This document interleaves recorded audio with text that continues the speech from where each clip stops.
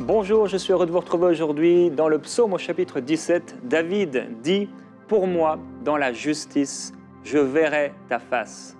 Dès le réveil, je me rassasierai de ton image. » Alors si plusieurs vous venez de vous réveiller, je prie que vous puissiez voir le visage de Jésus. Et si vous êtes bientôt là, prêt à vous coucher, je prie également que vous puissiez voir le merveilleux visage du Seigneur Jésus-Christ. Et alors que pendant cette semaine, nous parlons des obstacles à la bénédiction, je prie que vous puissiez vivre la justice de Dieu et pouvoir contempler la gloire du Seigneur Jésus-Christ dans votre vie personnelle. Jésus, même si nous le connaissons, même si nous sommes ses enfants, veut encore se révéler à nous et il veut nous amener à le contempler, à voir sa gloire et à être transformé en le voyant, être tellement heureux et réjoui de passer du temps merveilleux avec lui et de le découvrir de plus en plus. J'ai la joie aujourd'hui pour cette deuxième journée de recevoir mon ami le pasteur Stéphane Caddy. Bienvenue. Merci Jérémy. T'en prie à inspirer. Merci Jérémy. J'aime tellement cette émission. Oui, il paraît que des fois tu es de l'autre côté de l'écran. Oui, cette atmosphère de la présence de ces glorieux. Amen, amen, gloire à Dieu. Et aujourd'hui, tu vas nous parler de 3 nouveaux obstacles à la bénédiction. Tout à fait, on continue ensemble sur les obstacles à la bénédiction. Et j'aimerais lire un texte avec vous dans l'Épître aux Romains au chapitre 15 au verset 29.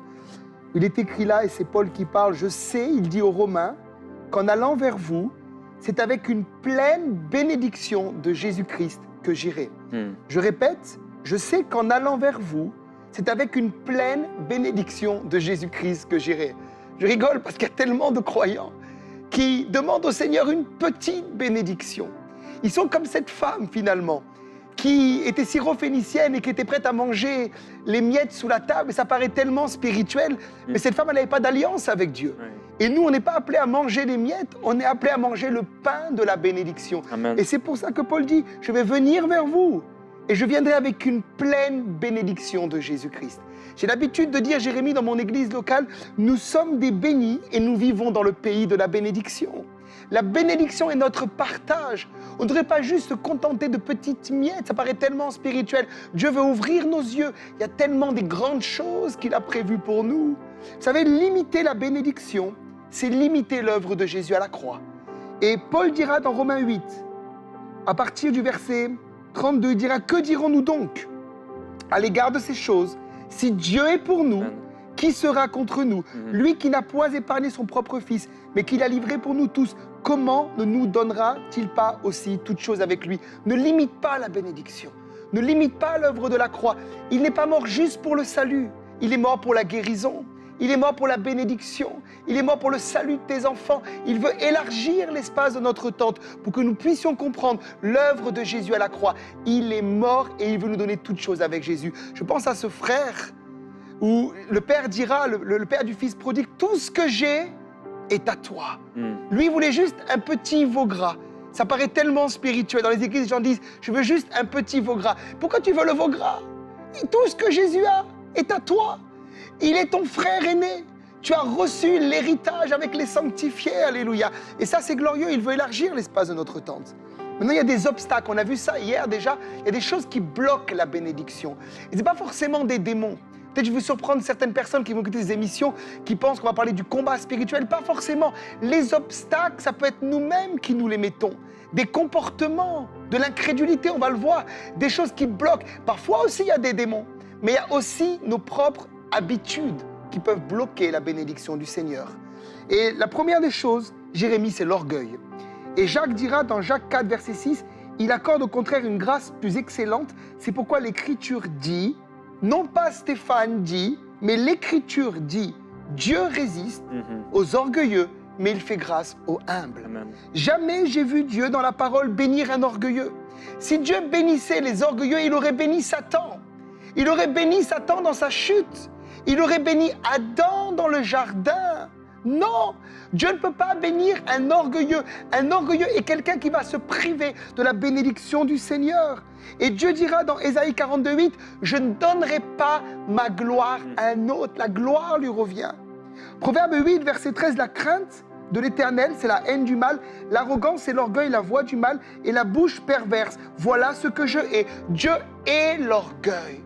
il est l'orgueil. Et j'ai l'habitude de dire que l'orgueil est la racine de tous les péchés.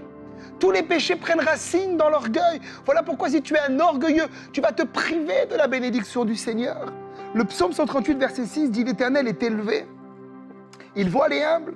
Il reconnaît de loin les orgueilleux. » Et quand quelqu'un est orgueilleux et s'approche du trône de la grâce, moi je suis convaincu que Dieu, depuis son trône, le voit et il le reconnaît de loin. Il dit « Cette personne, Christ est mort pour elle. J'aimerais tellement lui parler. J'aimerais tellement l'utiliser. J'aimerais tellement la bénir. Mais à cause de son orgueil, je ne peux pas le faire, dit le Seigneur. » Et on va voir ensemble 3 types de comportements qu'a l'orgueilleux. La première chose, un orgueilleux, c'est quelqu'un qui veut faire les choses sans Dieu. Je vous rappelle que dans Jean 15, Jésus dira « Sans moi, vous ne pouvez rien faire. » Êtes-vous conducteur de louanges? Êtes-vous prédicateur? Êtes-vous un homme d'affaires? La question que je vous pose, c'est faites-vous les choses par vos propres forces? Ou faites-vous les choses avec l'aide du Seigneur? Voilà pourquoi, même quand on fait le ministère après des années, on ne doit pas s'habituer, on doit dépendre du Seigneur. On doit s'approcher du trône de la grâce et dire « Seigneur, j'ai besoin de toi, remplis ma bouche. » L'orgueilleux va faire par ses propres forces et il va s'épuiser. La deuxième chose, c'est qu'un orgueilleux ne demande jamais d'aide, Jérémie. C'est comme c'est mon épouse, pardon, je parlais d'elle, qui est parfois au volant de la voiture, ça nous arrive des fois, et puis on tourne dans un quartier 1 fois, 2 fois, 3 fois, 10 fois. Elle n'est pas orgueilleuse, elle est juste timide, elle. Hein? Mais ça peut être des fois de l'orgueil chez certaines personnes. Et au bout de 10 fois, je lui dis, chérie, il nous suffit d'ouvrir la vitre et de dire à quelqu'un où est le chemin. Et l'orgueilleux, c'est celui qui finalement, il va toujours faire les choses tout seul. Il veut s'en sortir tout seul. La Bible dit que la prière de l'Église, parfois, va être utilisée par Dieu pour la guérison. Et je vois des gens qui luttent parfois. Il leur suffirait de demander l'onction d'huile pour vivre la bénédiction de la guérison. Mais ils veulent faire tout seul. Est-ce que c'est toi aujourd'hui?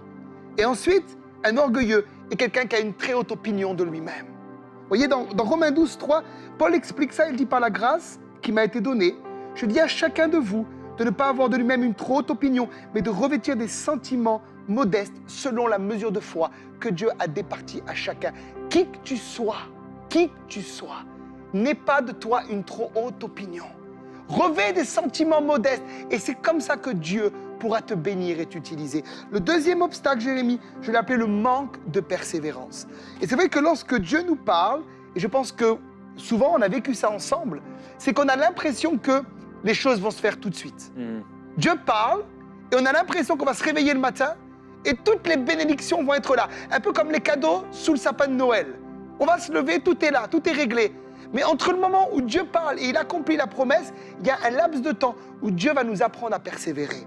Et on voit dans Hébreux 6, au verset 12, que l'auteur dira cela, « En sorte que vous ne vous relâchiez point, mais que vous imitiez ceux qui par la foi et la persévérance, héritent des promesses.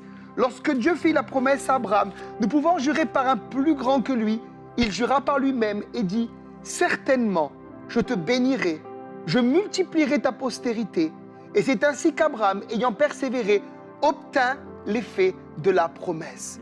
On sait qu'Abraham était un homme qui a été extrêmement béni. Il était extrêmement riche, mais il a été béni dans tous les domaines, et surtout dans le domaine spirituel, puisqu'il est le père de la foi. De lui va naître une descendance naturelle, Israël, et une postérité spirituelle aussi qu'est l'Église. Mais on sait qu'Abraham, Dieu lui parle, il a 75 ans. Et la plupart des théologiens sont d'accord pour dire qu'il vivra l'accomplissement de sa promesse qu'est Isaac à l'âge de 100 ans. Pendant ce laps de temps, Abraham a dû persévérer. Et tellement de gens se relâchent dans ce que Dieu leur a dit, dans le chemin qui les conduit à la bénédiction, dans le chemin de la promesse. Par exemple, Paul parlera d'un homme qui s'appelle Démas, et il dira dans 2 Timothée 4,10 « Car Démas m'a abandonné par amour pour le siècle présent. Il est parti pour Thessalonique, Cressas est allé en Galatie, Tite en Dalmatie. » J'ai personnellement, et le prophète Jérémie aussi l'a fait, visiter Thessalonique. Thessalonique, c'est une ville de plaisir, c'est une ville de discothèque. Et je suis sûr qu'au temps de Paul, c'était déjà le cas. Et Démas devait tellement aimer le monde. C'était un impatient. qu'il a dû quitter le chemin de la bénédiction pour aller à Thessalonique. Et tellement de gens dans les églises disent « je ne suis pas béni » et ils abandonnent comme des masses. Ils quittent le chemin de la bénédiction. Ils vont sur le chemin large alors qu'ils étaient sur le chemin resserré et étroit qui menait à la vie. La Bible parle également dans 1 Timothée 1,19 de ceux qui avaient une bonne conscience. Et cette conscience, ils l'ont perdue. Et ils ont fait naufrage par rapport à la foi. Et on a vu tellement de gens, Jérémie, c'est dramatique, pendant cette période de Covid, de confinement, abandonner la foi. Quitter le chemin de la bénédiction pour aller sur le chemin de la facilité. Écoute-moi bien, qui que tu sois, jeune homme, jeune fille, monsieur, madame, si tu veux être béni, il te faut persévérer dans le temps. Vous savez, nous sommes à la maison, nous étions, maintenant je suis marié avec 2 enfants, mais chez mon père, on était 4 enfants. Mon père est un évangéliste extraordinaire, un homme de Dieu. Et un jour, Dieu lui a parlé. Et Dieu lui a dit, tous tes enfants me serviront. Et lorsque mon père se levait le matin, il avait dans la maison un hooligan, c'était mon grand frère. Il avait dans la maison un gars qui aimait faire la fête, c'était moi. Mes sœurs étaient loin du Seigneur. Mais il avait cette promesse qu'un jour il mangerait les fruits de la bénédiction et qu'il verrait ses enfants servir le Seigneur.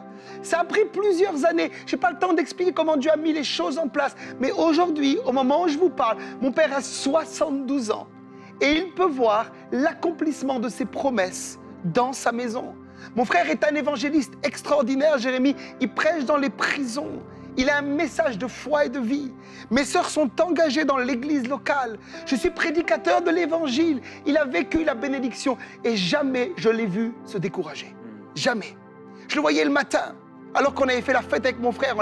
On était encore ivres, on sentait encore la bière, etc. Il venait vers nous et il nous embrassait avec un tel amour. On ne voyait pas en lui l'ombre du doute. Il savait que ce que Dieu dit, il est capable aussi de l'accomplir. Mais il te faut persévérer. Et enfin, 3e obstacle, c'est l'incrédulité. Et là, j'aimerais en 1 minute vous expliquer la différence entre l'incrédulité et le doute. Il nous arrive tous d'avoir des doutes. Dans Matthieu 14, Pierre a douté. La Bible dit qu'il marchait sur l'eau. Et lorsqu'il a vu les vents, il a commencé à douter. Et Jésus est venu le relever. Et si tu as eu du doute, ne te culpabilise pas. Laisse juste à travers cette émission Jésus te relever. Mais l'incrédulité, ce n'est pas le doute. L'incrédulité, c'est le fait de refuser de croire la parole de Dieu. Peut-être que tu passes par un temps où il y a des vagues, il y a la mer qui est agitée et tu doutes, et Jésus va te relever si tu es ouvert. Mais si tu es dans l'incrédulité, tu vas être privé de la bénédiction. Et on voit qu'Israël a vécu les 10 plaies d'Égypte, ils ont vu Dieu les délivrer, ils ont vu la mer rouge s'ouvrir, la manne tomber, la caille tomber, ils ont vu Moïse frapper le rocher, mais ils ont été incrédules. Dans Hébreux 3, verset 19, aussi voyons-nous qu'ils ne purent y entrer à cause de leur incrédulité. Et je crois que l'incrédulité est un élément qui empêche parfois l'homme de passer à une autre dimension avec Dieu. Si Dieu vous a parlé, quelle que soit la promesse qu'il vous a faite, il vous demande de croire. Il vous demande de croire. Il y a des femmes qui nous regardent maintenant, où Dieu vous a promis un enfant, et le temps passe, le temps tarde, et vous avez l'impression que le Seigneur vous a oublié. Il ne vous a pas oublié. Vous allez recevoir cet enfant. Il viendra dans le nom de Jésus. Il va ouvrir le sein maternel, alléluia, et vous donner la grâce de vivre ce miracle. Croyez, croyez, croyez. Dans Marc 6, versets 5 et 6, il est dit qu'il ne put faire là, en parlant de Jésus, aucun miracle, si ce n'est qu'il imposa les mains à quelques malades et les guérit.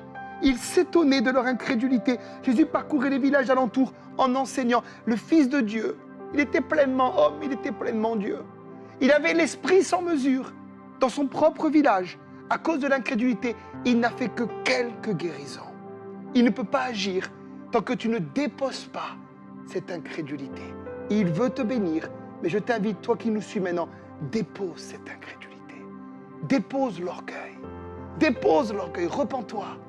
Et demande à Dieu la persévérance pour entrer dans les promesses de Dieu. Amen, merci. Il est écrit dans le livre de Michée au chapitre 6, « On t'a fait connaître, ô homme, ce qui est bien, et ce que l'Éternel demande de toi, c'est que tu pratiques le droit, que tu aimes la loyauté et que tu marches humblement avec ton Dieu. » Et alors qu'aujourd'hui, le pasteur Stéphane a parlé d'incrédulité, mais également d'orgueil, premièrement, il a commencé par l'orgueil. Plusieurs d'entre vous, vous vous êtes reconnus. L'orgueil, s'élever au-dessus des autres. Et ce que le Seigneur demande, c'est que vous puissiez marcher humblement devant lui. Alors je voudrais qu'on ait un moment maintenant simplement où on puisse se repentir. Si vous ressentez que vous avez été orgueilleux d'une manière ou d'une autre, pour certains c'est un vrai problème. Vous êtes tellement orgueilleux et vous vous élevez constamment au-dessus des gens, vous les écrasez, vous les diminuez. Parfois aussi c'est par quelque chose de plus profond, une racine d'infériorité ou de rejet. Et c'est une réaction à ce que vous avez pu vivre. Je prie que pendant ce temps, c'est un temps de repentance, que la main du Seigneur soit sur vous. Je voudrais vraiment ouvrir un temps maintenant alors que Gordon va continuer de jouer. Simplement, je veux vous laisser avec le Seigneur maintenant, pouvoir renoncer à cet orgueil et demander pardon. Avec vos mots, demandez pardon au Seigneur. Peut-être qu'il y a des images qui vont venir, je prie pour cela, Seigneur. Vous allez vous revoir dans certaines situations avec des gens et demander pardon pour ça. Pour ce genre de gestes, ce genre d'attitude que vous avez dans ce genre de situation. Simplement, devant le Seigneur, repens-toi maintenant. Au nom de Jésus-Christ. Alléluia. Merci Saint-Esprit. Derrière les écrans, le Seigneur me montre, il y a des maris qui doivent demander pardon à leurs femmes. La Bible dit que si nous n'honorons pas nos femmes comme étant un sexe plus fragile, alors il peut y avoir ce qu'on appelle des obstacles à la prière. Et certains maris, vous priez, vous sentez que Dieu vous résiste. Vous sentez qu'il y a comme un mur entre vous et Dieu. Parce que vous n'honorez pas dans vos maisons vos épouses. Ne cherchez pas des grands péchés. Dieu vous attend là, dans des choses pratiques. Il vous demande de vous repentir. Et si votre épouse est à côté de vous, prenez-la maintenant dans vos bras. Et laissez Dieu toucher vos cœurs. Et demandez-lui pardon pour les fois où vous ne l'avez pas honoré. La Bible dit que les maris doivent aimer leur épouse comme Christ a aimé son Église et s'est livré pour elle. Laissez l'Esprit de Dieu faire. Peut-être qu'il y a eu des adultères dans les couples, il y a eu des blessures. Et depuis, les relations ont été différentes, elles ont changé. Vous n'arrivez plus à honorer comme avant. Laissez Dieu guérir. Oh, laissez Dieu guérir. Laissez l'Esprit de Dieu panser les plaies. Je vois, chez certains couples, l'Esprit de Dieu me dit, c'est un problème de communication. Vous ne parlez plus. C'est comme si vous cohabitez ensemble, mais il n'y a plus de communication l'un envers l'autre. Et l'Esprit de Dieu veut vous inviter à rentrer dans votre chambre et à nouveau à discuter et à laisser le Saint-Esprit crever les abcès qui sont là. Pour certains, l'Esprit de Dieu me montre, c'est vos enfants. C'est vos enfants. À cause du comportement des enfants, à cause de la rébellion des enfants, cela a mis une distance dans votre couple. Laissez le Seigneur également poser sa main cicatrisée, toucher vos vies dans le nom de Jésus. Nous libérons sur vous cette grâce de la réconciliation, Père, au nom de Jésus. Alléluia. Amen. Je vais vous laisser 2 minutes avec l'instrumental, le piano et Alléluia. un temps de repentance maintenant. Juste vous avec le Seigneur.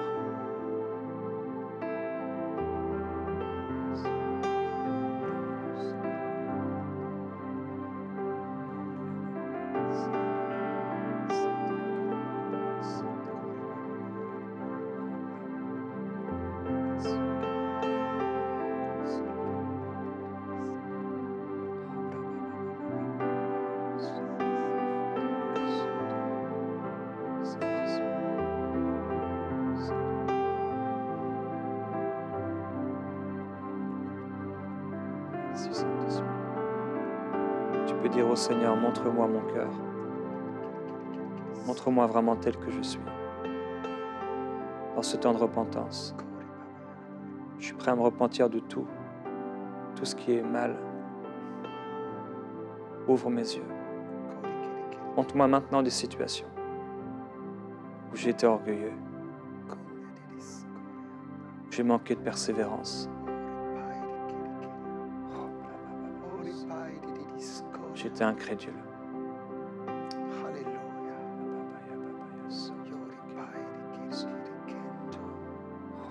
Alléluia.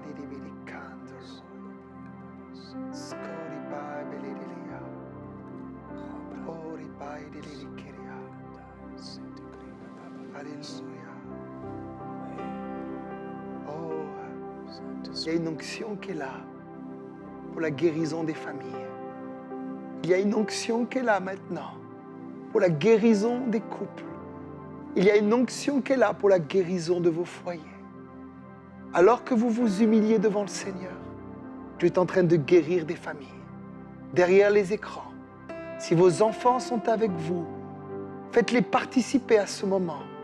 Priez en famille. Donnez-vous les mains les uns les autres. Faites une chaîne de prière et laissez la guérison venir.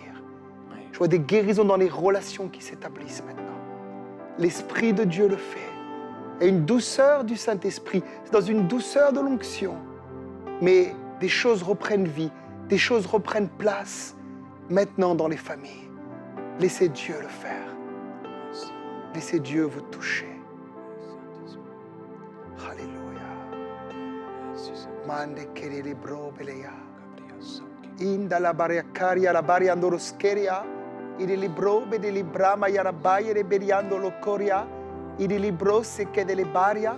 Inda la maria da la maramaria da la barianda. Je vois également dans mon esprit des personnes à qui le Seigneur veut parler et qui sont frustrées à cause du temps qui passe et à cause de la non-accomplissement encore des promesses de Dieu dans leur vie. Et vous êtes en colère contre le Seigneur, en colère contre votre pasteur, en colère contre les personnes qui sont avec vous. Et le Seigneur vous rappelle que ce n'est pas encore le temps pour vous. Et que pendant cette période, Dieu veut vous nettoyer, il veut vous purifier, il veut vous sanctifier. Beaucoup d'entre vous, dit le Seigneur, vous n'avez pas de communion réelle avec le Seigneur. Vous voulez être élevé, mais vous n'avez pas commencé à vous abaisser devant lui. Et le Seigneur vous rappelle que c'est celui qui va s'abaisser, qui va être élevé. Le Seigneur nous rappelle que Jean-Baptiste a dit « Je ne suis pas digne de délier la courroie de ses souliers » en parlant de Jésus.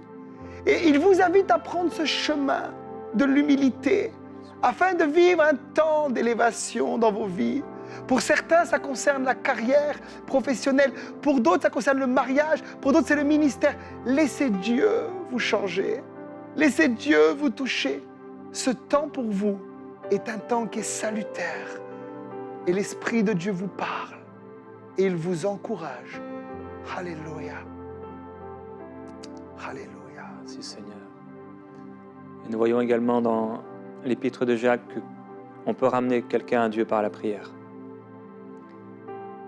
Et si, alors que on a parlé tout à l'heure de ces enfants, et le témoignage aussi du pasteur Stéphane, qui sont loin du Seigneur, je prie que vous puissiez avoir la foi nécessaire et refuser de croire que vos enfants ne serviront pas le Seigneur et qu'ils vont rester dans cette même situation. C'est entre vous et Dieu. Et comme une femme peut gagner son mari sans parole, un parent aussi peut gagner son enfant sans parole, juste par la prière, sans avoir à s'adresser forcément à lui, même si, bien sûr, il y aura bien des occasions de le faire. Mais d'abord, la prière, la victoire viendra dans la prière. Et je veux m'associer avec vous et prier pour ces enfants, aussi peut-être cette personne qui s'éloigne du Seigneur. Je prie, Père, et nous prions ensemble que tu ramènes cette personne à toi. Nous appelons la vie. Et Père, nous nous positionnons et nous déclarons que à chaque moment, chaque journée qui passe, ta présence est sur cette personne. Et elle est travaillée par ton esprit pour revenir entièrement à toi. Nous refusons l'incrédulité et nous refusons de croire que cet enfant, cette personne marchera loin de toi. Au nom de Jésus-Christ, que ce mari marchera loin de toi. Mais nous appelons ce mari, cette épouse, au nom de Jésus, à revenir à lui-même, à elle-même, et à revenir à toi, Seigneur. Père, nous appelons la même grâce qui s'est manifestée envers le fils prodigue. Les mêmes yeux qui se sont ouverts pour réaliser l'état dans lequel il se trouvait. Père, nous te demandons s'il te plaît de te manifester d'une manière ou d'une autre, afin que cette personne soit touchée par ton esprit et revienne dans son fort intérieur en se disant « Mais pourquoi ai-je abandonné? Comment n'ai-je pas pu écouter l'instruction de ceux qui me corrigeaient ?» Père, nous prions pour cela, je prie pour cela, Père, au nom de Jésus-Christ. Tu m'as déjà fait la grâce de ramener quelqu'un par la prière. Et Père, je prie que tu ramènes aujourd'hui par cette prière. Je m'associe avec mon frère et ma sœur qui ont prié pour cela certains temps de fois et nous appelons ta gloire à se manifester. Ta grâce à régner, ton esprit à travailler dans leur cœur et nous déclarons au nom de Jésus-Christ aux chaînes de l'enfer d'être brisées. Nous ordonnons aux esprits impurs de quitter ces personnes au nom de Jésus. Nous appelons le règne et la seigneurie de Jésus-Christ dans leur cœur et dans leur vie. Et nous les appelons à la maison au nom de Jésus. Oh, précieux Saint-Esprit, merci pour ce que tu fais dans leur cœur. Merci pour ce que tu fais. Alléluia. Broke briama brasoto kolobroye. Ribriamai bre koloboria faite bria soto. Et il y a plusieurs personnes d'entre vous avez prié pour ces personnes. Et c'était beaucoup dans l'intelligence. Et Dieu nous a donné la grâce de pouvoir prier dans l'esprit et d'obtenir des victoires dans l'esprit en priant en langue. Et là où vous êtes et dans les prochains jours, priez en langue. Vous pouvez prier même 1 heure en langue, 30 minutes en langue, 15 minutes en langue, sans parler forcément dans votre langue maternelle. Et combattre dans l'esprit avec l'esprit d'intercession. Et je prie pour cela. Vous pouvez ramener cette personne par la prière. Alléluia.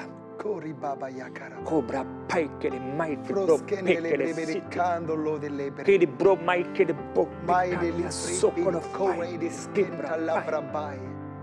ora bro pai che le fai te bro soccolo ora bai le fai bro delle breba di bro pa bro pe bro mande le brosche delle braba ya ai bro fe che le fai te bro soya le feu sur cette personne le feu sur cette personne. Jesus, une conscience éveillée, une crainte de Dieu dans son cœur, par le Saint-Esprit, une crainte de Dieu. Oh Saint-Esprit, garde sa vie, oh Dieu, et qu'elle te craigne. Brafai che le beto, qui brille papa che le fai bro sotto ai bro peccalia soccolo oh esprit a fai te colo mai brepa che le sotto lo vai bre fai cabab. Oh Seigneur, prépare le chemin sur lequel il va marcher, le chemin sur lequel il va marcher, prépare toutes les choses. Oh, glorieux Jésus-Christ, si tu dois mettre quelque chose sur sa route pour qu'il puisse être arrêté et comprendre et ouvrir les yeux, fais-le, Seigneur. Glorifie ton nom. Merci. Viens régner, contrôler, dominer dans la vie de cette personne pour son bien et pour son salut. Au nom glorieux de Jésus. Que la grâce du Seigneur soit sur vous. Son esprit vous remplisse à déborder de foi, de conviction en la parole, de conviction en ses promesses, de conviction en son cœur et en son amour. Il a le pouvoir d'assujettir toutes choses par sa parole puissante. On se retrouve demain dans Prière inspirée.